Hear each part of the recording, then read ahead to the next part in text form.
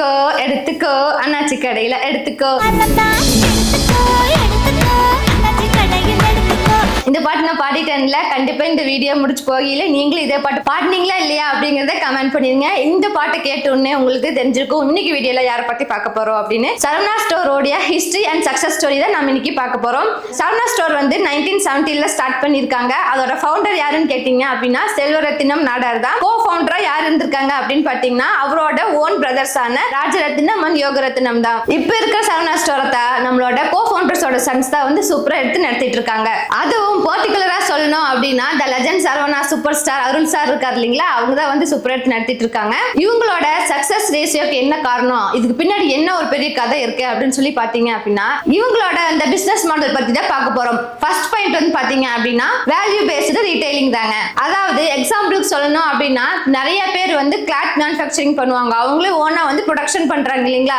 அந்த மாதிரி நிறைய எங்கெங்க எல்லாம் ப்ரொடக்ஷன் பண்றாங்களோ இவங்க பட்ஜெட்டுக்கு ஏத்த மாதிரி யாரெல்லாம் இவங்களுக்கு வந்து கிளாத் கொடுக்குறாங்களோ அவங்க கிட்ட இருந்து ஒரு செட் ஆஃப் ரேட்டுக்கு வாங்கிட்டு அதே வந்து கடையில வைக்கும்போது இந்த மாதிரி மிடில் கிளாஸ் பீப்புளுக்கு எப்பவுமே வந்து பாத்தீங்கன்னா ரேட் எல்லாமே வந்து கொஞ்சம் கம்மியா இருந்தா அவங்களுக்கு வாங்கறதுக்கு ரொம்ப திருப்தியா இருக்கும். அதனாலதான் எந்நேரம் பார்த்தாலும் அவங்களோட கடையில மக்கள் வந்து கடலைன்னு அலை மோதிட்டே இருக்காங்க. அடுத்த பாயிண்ட் வந்து பாத்தீங்கன்னா டைவர்சிஃபைடு ப்ராடக்ட் ரேஞ்ச் தாங்க. All product under one roof சொன்னா சூப்பர் ஆப்டா இருக்கும். ஏன் சொல்றேன்னு பாத்தீங்கன்னா நம்மளுக்கு தெரிஞ்சது எல்லாமே வந்து துணிக்கடை மட்டும்தான். ஆனா ஃபர்தரா நிறைய பிரான்ச்சஸ் எல்லாமே வந்து அவங்க ஓபன் பண்ணிருக்காங்க. துணிக்கடையில இருந்து ஆரம்பிச்சு நகை கடை, அதுக்கப்புறம் கிச்சன் வேற ஏதோ தேவைப்படுறது, கிராசரி முதற்கொண்டு எல்லாத்தையுமே வந்து ஒரே கடைக்கு கீழே வந்து கொண்டு வந்துட்டாங்க. அதனாலேயே மக்கள் வந்து அந்த ஒரு இடத்துக்கு போனா போதுன்னா நமக்கு வேணுங்கிறது எல்லாத்தையுமே ஒரே இடத்துல இருந்து வாங்கிட்டு வந்துடலாம், கடைக்கடையே போக வேண்டியது இல்லை அப்படிங்கறதுக்காகவே நிறைய பேர் வந்து அது ரொம்ப ஃபேவரட்டான ஷாப்பா வச்சிருக்காங்க. அடுத்த பாயிண்ட் வந்து பாத்தீங்கன்னா மல்டி லெவல் பில்டிங்ஸ் தாங்க.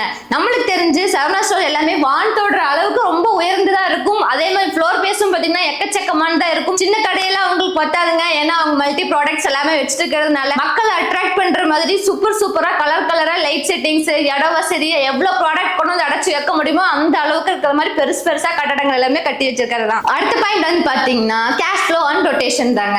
இவங்க ப்ராடக்ட்ஸ் எல்லாத்தையுமே வந்து ரோ மார்ஜின் பிரைஸ் கொடுத்துட்டு இருக்கிறதுனால எந்நேரமும் அவங்க கடையில கேஷ் ஃப்ளோ இருந்துட்டே இருக்குங்க. இவங்க எந்த விதமான கிரெடிட்டும் கொடுக்காததுனால லோ பிரைஸா வச்சு விற்கிறாங்க. அது ஒரு பிளஸ் பாயிண்ட். ஏன்னா எல்லாத்தோட மிடில் கிளாஸையும் வந்து இம்ப்ரெஸ் பண்ணி அதோட குட் நேம் வாங்கணும்னா அதான் மெயின் பாயிண்டா இருக்கும். அதுல அவங்க ஸ்ட்ராங்கா இருந்துட்டாங்க. ப்ராடக்ட் ஒரு பக்கம் சேல்ஸ் ஆயிட்டே இருக்கும், இன்னொரு பக்கம் வந்து கேஷ் ஃப்ளோ இருந்துட்டே இருக்கும். அடுத்த பாயிண்ட் வந்து பாத்தீங்கன்னா ஃபேமிலி ரன் ஸ்ட்ரக்சர் தாங்க. நிறைய பெரிய கம்பெனிஸ் எல்லாம் வந்து பாத்தீங்கன்னா directing, managing directing, CEO, founder எல்லாமே வந்து வேற ஆட்களா இருப்பாங்க. அதனால டிசிஷன் மேக்கிங் வந்து அவங்களுக்கு ரொம்பவே கஷ்டமா இருக்கும். ஆனா இவங்க எல்லாம் ஒரே ஃபேமிலி சேர்ந்தவங்களே ஃபவுண்டர், கோ ஃபவுண்டர், மறுபடியும் எடுத்து நடத்துறவங்க எல்லாருமே திரும்ப தலைமுறையா இவங்களோட பிசினஸ் இவங்களே தொடர்ந்து பண்ணிட்டு வந்துட்டு இருக்கிறதுனால எல்லா ரேட்டு அதே மாதிரி எல்லா டிசிஷன் மேக்கிங்கும் எல்லாம் இவங்களே எடுத்துக்கிறாங்க. அதனால மத்தவங்கள மாதிரி ஏற்படுற கன்ஃபியூஷன்ல எதுவும் இல்லாம இவங்க பாட்டுக்கு கிளியரா இவங்க ரூட்ல போயிட்டே இருக்காங்க. அடுத்த பாயிண்ட் வந்து பாத்தீங்கன்னா மார்க்கெட்டிங் அண்ட் பிராண்டிங் தாங்க. இப்போ நான் பாடின பாட்டிலிங்கோட சரவணா அண்ணாச்சி தான் வந்து ஸ்னேகாக்கா கூட நடிச்சிருந்தாங்க. அந்த விளம்பரம் செம்மையான சூப்பர் டூப்பர் ஹிட்டுங்க. சினிமா பாட்டை தான் பாடிட்டு இருந்தாங்க. அந்த பாட்டு வந்ததுக்கு அப்புறமா ஒருத்தர் கூட அந்த பாட்டு பாடாம இருந்திருக்கவே முடியாதுன்னு தான் சொல்லணும். அந்த அளவுக்கு சூப்பர் டூப்பர் ஹிட்டா வந்து கொடுத்துச்சு அந்த விளம்பரம். எந்த ஆக்ட்ரஸ் வந்து ரொம்ப ட்ரெண்டிங்கா இருக்காங்களோ அவங்கள வச்சுதான் ஆட் ஷூட்டிங் எல்லாமே பண்ணுவாங்க. இன்னும் ஒரு படி மேல போய் அந்த ஓனர்ஸே வந்து ஆக்ட்ரஸ் கூட கம்பைன் பண்ணி நம்மளுக்கு பிடிச்ச மாதிரி சூப்பரா ஆக்ட் பண்ணிருப்பாங்க. அது மட்டும் இல்லாம அவங்களோட கடையை பத்தி சூப்பரா ப்ரொமோஷன் பண்ணி இருந்திருப்பாங்க.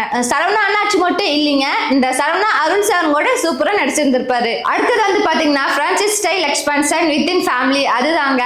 இப்போ நிறைய அண்ணா தம்பிங்க இருக்காங்க அப்படின்னா எல்லாருமே ஒரே துணிக்கடை மட்டும் ஓபன் பண்ணிட்டு இருக்க மாட்டாங்க. ஒவ்வொருத்தரும் ஒவ்வொரு ஸ்டோர் வந்து ஓபன் பண்ணுவாங்க. ஆனா எல்லாருமே யூஸ் பண்ற அந்த காமனான வேர்ட் வந்து சரவணா ஸ்டோர்.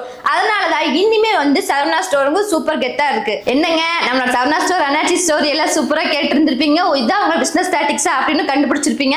அடுத்தது என்ன, நீங்க உங்களோட பேர் ஓபன் பண்ணி இன்னொரு ஸ்டோரை ஸ்டார்ட் பண்ணிருங்க. இந்த வீடியோ பிடிச்சிருந்துச்சுனாலும் லைக் பண்ணிருங்க. இதே மாதிரி தொடர்ந்து உங்களோட சப்போர்ட் கொடுத்துட்டே இருந்தீங்கன்னா மட்டும்தான் எங்களால நெக்ஸ்ட் சூப்பரான வீடியோஸ் எல்லாம் கொடுத்துட்டு இருக்க முடியும். நீங்க சப்ஸ்கிரைப் பண்ணாம பார்த்தீங்கன்னா தயவு செஞ்சு சப்ஸ்கிரைப் பண்ணிக்கோங்க. தேங்க்யூ ஃபார் வாட்சிங்.